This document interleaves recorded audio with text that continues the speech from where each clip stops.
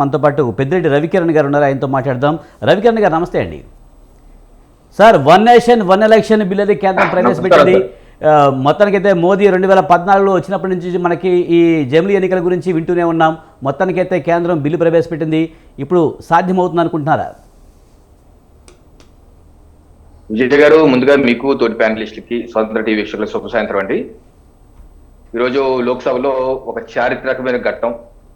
ఒక 4 దశాబ్దాల పైచిలుగ్గా ఒకే దేశం ఒకే ఎన్నికలు కావాలని చెప్పేసి రకరకాల సంస్థలు చేస్తున్నటువంటి ప్రయత్నాలకి 4 దశాబ్దాల తర్వాత మోక్షం కలుగుతూ అట్లీస్ట్ లోక్సభలో బిల్లుని ఇంట్రడ్యూస్ చేయగలిగాం. ఈ సందర్భంగా అందరికీ అభినందనలు, శుభాకాంక్షలు. ఒకటి, ఇందాక దుగ్రా శ్రీనివాస్ గారు చెప్పింది, ఓకే, స్వతంత్రం వచ్చిన తర్వాత 20 ఏళ్ల పాటు జమిలీ ఎన్నికలు జరిగినాయి. అలాగే ఇంకో పాయింట్ కూడా అక్కడ నేను యాడ్ చేసేది ఏంటంటే 1957లో 7 రాష్ట్రాలు వారి యొక్క అసెంబ్లీని డిజాల్వ్ కూడా చేసుకొని జమిలీ ఎన్నికలకి వెళ్ళారు.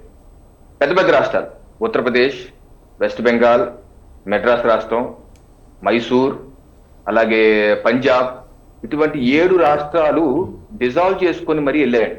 అందుకే ఇందాక మీరు అడిగిన ఒక పాయింట్, డిజాల్వ్ చేసుకోవచ్చా అనే దానికి కూడా ఇది కరెక్ట్. గతంలో జరిగింది, డిజాల్వ్ చేసుకుని వెళ్ళారు.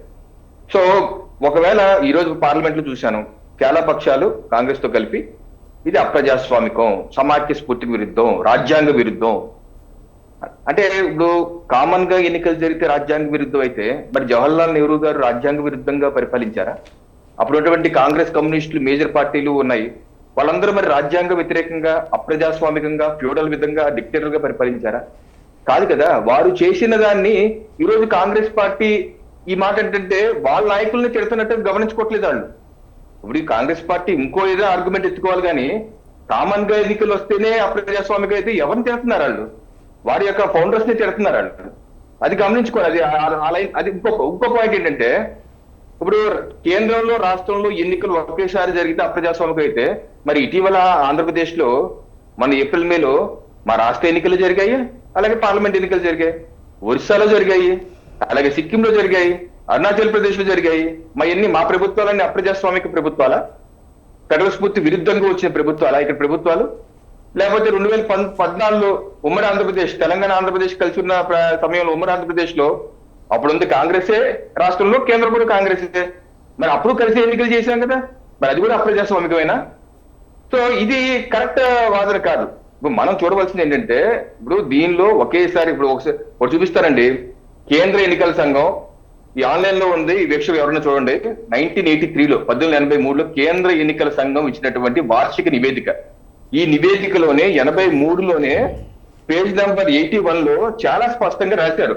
In September 1982 the commission recommended holding simultaneous election to the house of people and legislative assemblies of state for following weighing reasons. ఈ 2 పార్లమెంటు, అసెంబ్లీ ఒకేసారి జరగాలి, దానికి కారణాలు ఏంటి, దానికి కారణాలు ఏంటి అని చెప్పి అన్ని మొత్తం 8 అంశాలు చెప్పారు. ఏ రకంగా మనీ దుర్వినియోగం అవుతుంది, కేంద్రాలకి ఎన్నికలకి డబ్బులు ఖర్చు పెట్టాల్సి వస్తుంది, రాష్ట్రాలకు విడిగా చేయాల్సి వస్తుంది, మ్యాన్ పవర్ విడివిడిగా వెళ్లాల్సి వస్తుంది, దానికి కూడా ఖర్చు అయిపోతుంది, అలాగే అధికారులు కూడా దృష్టి పెట్టలేకపోతున్నారు, మోడల్ కోడ్ ఆఫ్ కాండక్ట్ వస్తుంది, అలాగే పార్టీలు, క్యాండిడేట్లు డబ్బులు ఖర్చు పెట్టాలి, బ్లాక్ మనీ సర్క్యులేషన్ అయిపోతుంది. ఎంత వల్ల దేశ ఆర్థిక పరిస్థితి, జీడిపి మీద ఒక 2% వరకు ప్రభావం పడుతుంది, దానివల్ల దేశం కూడా నష్టపోతుందని చెప్పి రాశారు. ఇక్కడే రాసింది ఏంటంటే 1967 వరకు బాగా జరిగింది కదా. After all such an arrangement work immensely satisfactorily generally speaking prior to 1967 ముందు బాగా జరిగింది కదా, సాటిస్ఫాక్టరీ అలాగే చేసుకోవచ్చు కదా అని కేంద్ర ఎన్నికల సంఘం రికమెండేషన్. అప్పటి నుంచి ఇప్పటి వరకు అనేక ప్రభుత్వాలు దాని గురించి చర్చ చేస్తున్నాయి. ప్రభుత్వాలే కాదు, వివిధ రాజ్యాంగ సంస్థలు కూడా, లా కమిషన్ ఆఫ్ ఇండియా కావచ్చు, పార్లమెంటరీ స్టాండింగ్ కమిటీ కావచ్చు, నీతి ఆయోగ్ కావచ్చు. ప్రధానమంత్రి నరేంద్ర మోడీ గారు అయితే 2019 జూన్లో ఆల్ పార్టీ మీటింగ్ కాల్ఫర్ చేసి దీని మీద చర్చ చేశారు. అప్పుడు రాష్ట్రపతి రామ్నాథ్ కోవింద్ గారు 2018లో పార్లమెంట్ సమావేశంలో మాట్లాడారు.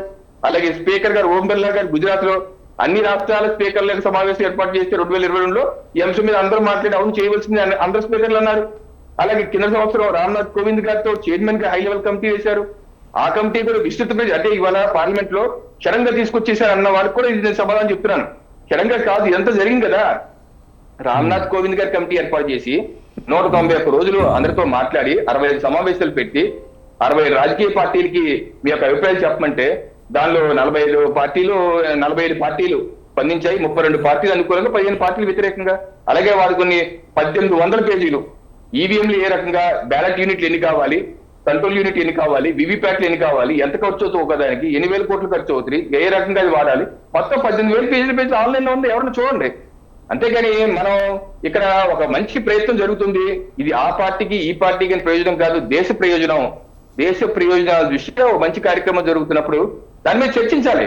చర్చించి ఒక మంచి నిర్ణయం తీసుకోవాల్సిన అవసరం ఉంది. ఈ రోజు పార్లమెంట్ లో మీరు చూస్తే సమావేశాల్లో ప్రతిపక్ష పార్టీలు అన్ని కొన్ని పార్టీ ఓకే మాకు సరిగ్గా లేదన్నా, మీకు నేషనల్ ఎన్సీపీ పార్టీ చూడండి, శరద్ పవార్ గారి పార్టీ, సుప్రియ సూలే గారు మాట్లాడుతూ వారేమన్నారంటే, దీన్ని ఇన్ ద గుడ్ స్పిరిట్ మేము దీన్ని సమర్థిస్తాము, ఇది కనుక జేపీసీకి వెళ్తే మేము దీని మీద ఆలోచించి సమర్థిస్తాం అన్నారు.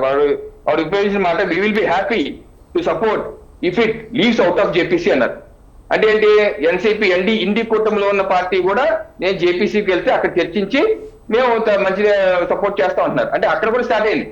ఈ రోజు ప్రతిపక్ష పార్టీ కూటమిలో కూడా ఇది మంచిదే కదా, సరే జేపీసీకి వెళ్తే అందరూ సమగ్రంగా చర్చిద్దాము, లోటుపాట్లు చర్చించి కరెక్ట్ చేసుకుందాం అంటున్నారు. సో ఆ రకంగా చర్చించి అందరూ ఏకాభిప్రాయంకి వస్తే మంచిగా జరుగుద్ది. ఇప్పుడు ఒకేసారి ఎన్నికలు జరగడం వల్ల ఈ ప్రాంతీయ పార్టీలు నష్టం ఏముందండి? ఇప్పుడు ఉదాహరణకి ఒరిస్సాలో 2019లో ఎన్నికలు జరిగాయండి, కేంద్రానికి రాష్ట్రానికి ఒకేసారి. ఆ కేంద్రం జరిగినప్పుడు కేంద్రం నరేంద్ర మోడీ గారికి ఎంపీ సీట్లు ఎక్కువ ఇచ్చారు, అలాగే బీజేపీ జనతాదళకి తక్కువ సీట్లు ఇచ్చారు. అదే సమయంలో జరిగిన అసెంబ్లీ ఎన్నికలకి బీజేపీ జనతాదళకి ఫుల్ మెజారిటీ ఇచ్చారు, బీజేపీకి సీట్లు ఇవ్వలేదు. సో ప్రజలు వారు తగు నిర్ణయం, ఆ సమయంలో తగు నిర్ణయం తీసుకున్న వాళ్ళు ఏ ప్రభుత్వం కావాలి, ఏ ప్రభుత్వం అక్కర్లేదని చెప్పేసి. అలాగే మొన్న 2024 ఒరిస్సా చూడండి, నవీన్ పట్నాయక్ గారి వయసు అయిపోయిందని చెప్పేసి పార్లమెంటు, అసెంబ్లీ రెండు బీజేపీకి ఇచ్చారు. అలాగే అనేక ఉదంతాలు ఉన్నాయి. ఇప్పుడు ఇందిరాగాంధీ గారు ఎమర్జెన్సీ పెట్టినప్పుడు చెప్పిన తర్వాత జరిగిన ఎన్నికల్లో దేశవ్యాప్తంగా ఒక రకంగా ఇందిరాగాంధీ గారికి ఎగ్నెస్ట్ చేస్తే ఉమ్మడి ఆంధ్రప్రదేశ్ లో ఫేవర్ గా ఇచ్చారు. అంటే కేంద్ర అంశాలే రాష్ట్రాల మీద ప్రభావం చూపిస్తాయి అన్న అంశం కూడా కరెక్ట్ కాదు. ప్రాంతీయ పార్టీలు కావచ్చు, జాతీయ పార్టీలు కావచ్చు, ఆ యొక్క ప్రజలు ఆ సమయంలో ఏం కావాలో నిర్ణయం తీసుకుంటారు. అంతేగాని ఒక జాతీయ స్థాయిలో ఒకే విధానం అన్ని రాష్ట్రాల్లో అమలైపోతే లేకపోతే వారి యొక్క ప్రభావానికి లోనవుతారు అన్నది కూడా కరెక్ట్ కాదు. ప్రాంతీయంగా ఏం కావాలో నిర్ణయం తీసుకుంటారు. ఉదాహరణ తీసుకుని ఢిల్లీ ఎన్నికల్లో పార్లమెంట్ నిర్వహిస్తే ఆమ్ ఆద్మీ పార్టీకి 0 వస్తాయి. 5 నెలల్లోనే మళ్ళీ నిర్వహిస్తే మాకు పెద్ద సీట్లు సింగిల్ డిజిట్లు వస్తాయి. ప్రజలకు ఒక ఐడియా ఉంది ఏం చేయాలన్నది. సో ఇది ఈ పార్టీ ఆ పార్టీ అని కాదండి, ఈ బిల్లు దేశానికి మంచిది, మంచి చేస్తారు. రవికిరణ్ గారు, ఏదేమైనా కేంద్రం అయితే బిల్లు ప్రవేశపెట్టింది, కానీ పార్లమెంట్లో 3 అంతుల మెజారిటీ ఉండాలి, అప్పుడే పాస్ అవుతుందని చెప్తున్నారు. మరి బీజేపీకి తగిన బలం ఉందా? గతంలో 2 సార్లు అంటారా ఫుల్ మెజారిటీ వచ్చారు, అది వేరే విషయం. కానీ ఇప్పుడు మిత్రపక్షాల మీద ఆధారపడాల్సిన పరిస్థితి వచ్చింది. మరి బిల్లు పాస్ అయ్యే అవకాశం కనిపిస్తుందంటారా? సార్, ఇప్పుడు ఈ రోజు జరిగిన పార్లమెంట్ సమావేశం చాలా స్పష్టంగా చెప్పారు. ఓకే, మాకు ఓవరాల్ గా ఎన్డీఏకి 293 ఉంది. బట్ ఇది విస్తృతంగా జేపీసీ అమిత్ షా గారు కూడా ఫ్లోర్ ఆఫ్ ది హౌస్ చెప్పారు. మేము కేబినెట్ లో ఉన్నప్పుడే దీన్ని జేపీసీ పంపించి విస్తృత చర్చ జరగాలి. భారతీయ జనతా పార్టీ ఎన్డీఏ కూటమి మేరకు కోరుకుంటుంది వాళ్ళు అవ్వాలి, అందుకని జేపీసీకి తీసుకెళ్తున్నాం. జేపీసీకి తీసుకెళ్ళమని చెప్పి ప్రతిపక్ష పార్టీలు కూడా అడిగాయి. అలాగే చేస్తారు, అలాగే డిస్కస్ చేస్తారు. డిస్కస్ చేసి తప్పనిసరిగా అందరి యొక్క మద్దతు కూడగొట్టుకొని తప్పనిసరిగా ఈ బిల్లు ఒక 3 నెలల తర్వాత 4 నెలల తర్వాత ఏ టైం ఫ్రేమ్ పెట్టుకుంటారు, మళ్ళీ వస్తే దాని మీద చర్చ చేస్తారు. కొన్ని ఎలా ఉంటాయండి, ఇప్పుడు ఉమెన్ రిజర్వేషన్ బిల్లు ఉందండి, మహిళా రిజర్వేషన్ బిల్లు దశాబ్దాలుగా కాంగ్రెస్ పార్టీ కోల్డ్ స్టోరేజ్ పెట్టింది, అవ్వలేదు, వాళ్ళకి అవ్వలేదు రకరకాల సార్లు. కానీ మేము ఫైనల్ గా తీసుకొచ్చాం. అది అన్ని పార్టీలు సపోర్ట్ చేశాయి. ఫస్ట్ మీరు కాదన్నారు, కాదని తర్వాత సపోర్ట్ చేశారు, ముందుకెళ్లారు కదా. ఇది కూడా అంతే. ఇప్పుడు ఇందాక మీకు చెప్పాను, ఎన్సీపీ శరద్ పవార్ పార్టీ అప్పుడే మేము జేపీసీకి వెళ్తే వస్తే మేము సపోర్ట్ చేస్తాం అన్నారు. సో రేపు జేపీసీకి వెళ్ళాక అందరూ చర్చించుకొని రేపు కాంగ్రెస్ పార్టీ కూడా సమ్మతించి ముందుకు వస్తారేమో. ఎందుకంటే అందరితో ఏకాభిప్రాయం తీసుకొని ముందుకు వెళ్లాల్సిన అంశం అండి. ఎందుకంటే ఈ 3 రాష్ట్రాల్లో అండి రకరకాల పార్టీ ప్రభుత్వాలు ఉన్నాయి. ఆ రకరకాల పార్టీల ప్రభుత్వాలు రేపు సహకరించి డిజాల్వ్ చేసుకుంటామో లేకపోతే ముందస్తు వెళ్తే ఏదో చేయాలి కదా. వాళ్ళ సహకారం కూడా రాకుండా జమిలీ ఎన్నికలు వెళ్ళలేము. ఇందాక మీకు చెప్పాను, 1957లో 7 రాష్ట్రాలు రిజైన్ చేసేసాయి, డిజాల్వ్ చేసుకున్నాయి. అలా ఇప్పుడు కూడా మన జమిలీకి వెళ్ళాలంటే అన్ని రాష్ట్రాలు ఇప్పుడు కొన్ని ఎలా ఉంటాయంటే, ఇప్పుడు మన ఎన్నికలు అయినాయి, వాళ్ళకి 5 years టర్మ్ ఉంటుంది కదా. రేపు ఫిబ్రవరిలో జనవరిలో ఢిల్లీ ఎన్నికలు వాళ్ళకి 5 years టర్మ్ ఉంటుంది. ఆ తర్వాత బీహార్ ఎన్నికలు వస్తాయి, వాళ్ళకి 5 years టర్మ్ ఉంటుంది.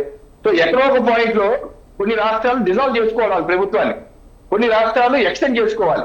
ఎన్ని చేసుకోవాలంటే ఆయా రాష్ట్రాల్లో ఉన్నటువంటి ప్రభుత్వాలు, ప్రాంతీయ పార్టీ కావచ్చు, జాతీయ పార్టీ కావచ్చు, అందరూ సమ్మతించాలి, అన్ని ఏకాభిప్రాయం రావాలి. సో సో దీనికి కొంత సమయం పడుతుంది. దీంతో ఇంకా కొన్ని మితమైన అంశాలు ఉన్నాయి.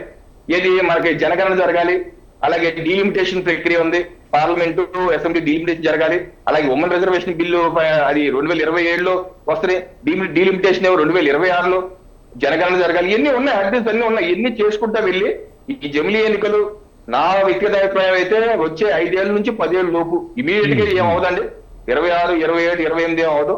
నాకు తెలిసి అయితే ఒక 5 ఏళ్ల నుంచి 10 ఏళ్ళ లోపు ఏ రకంగా ఉమెన్ రిజర్వేషన్ బిల్ పాస్ చేసి ఇంప్లిమెంటేషన్ 2027 అన్నారు, ఆ రకంగా దీన్ని కూడా అందరూ చర్చించి అందరూ ఒక ఏకాభిప్రాయానికి వచ్చి 5 ఏళ్ల నుంచి 10 ఏళ్ళలో ఒక పీరియడ్ పెట్టుకొని అందరూ మాట అనుకుని వెళ్ళాలి. ఇదేదో ఏకపక్షంగా వెళ్ళేది కాదు, ఆ ఉద్దేశం కూడా మాకు లేదు.